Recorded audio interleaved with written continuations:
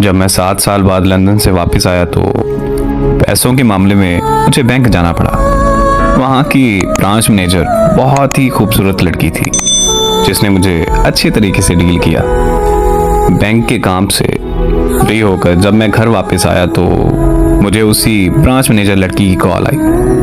वो मुझे कहने लगी कि आप अपना शनाख्ती कार्ड बैंक में ही भूल गए।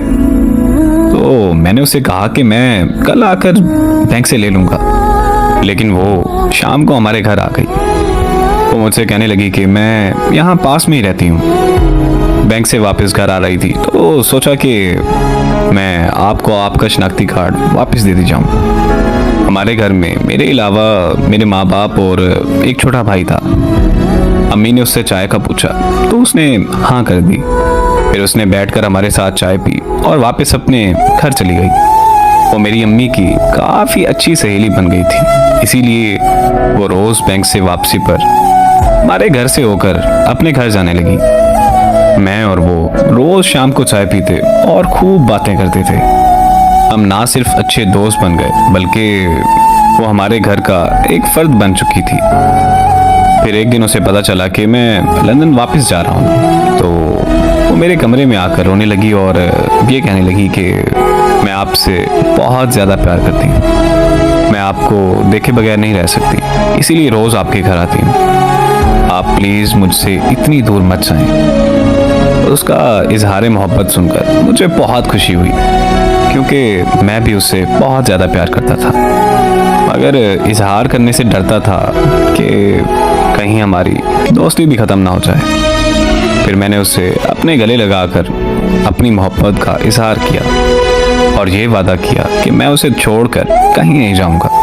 इस तरह मैं वापस लंदन नहीं गया। फिर हमारे घर वालों की मुलाकात के बाद हमारा रिश्ता पक्का हो गया। 15 दिन बाद हमारी शादी रख दी गई। हम दोनों ने अपनी शादी की सारी शॉपिंग एक साथ की।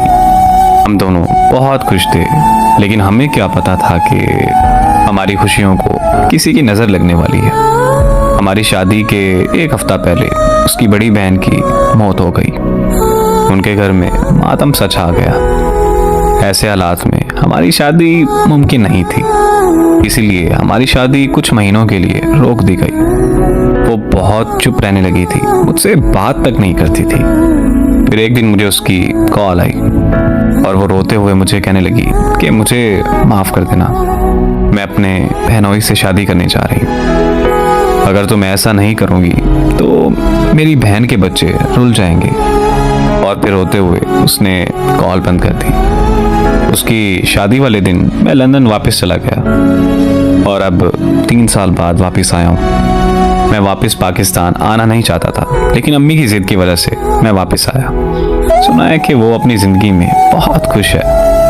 अल्लाह हमेशा उसे खुश ही रखे। मुझे नहीं पता कि उसने जो किया वो बेवफाई थी या वफा, मगर मैं आज भी उससे बेहद मोहब्बत करता हूँ और मैं उससे मोहब्बत अपनी आखिरी सांस तक करता रहूँगा।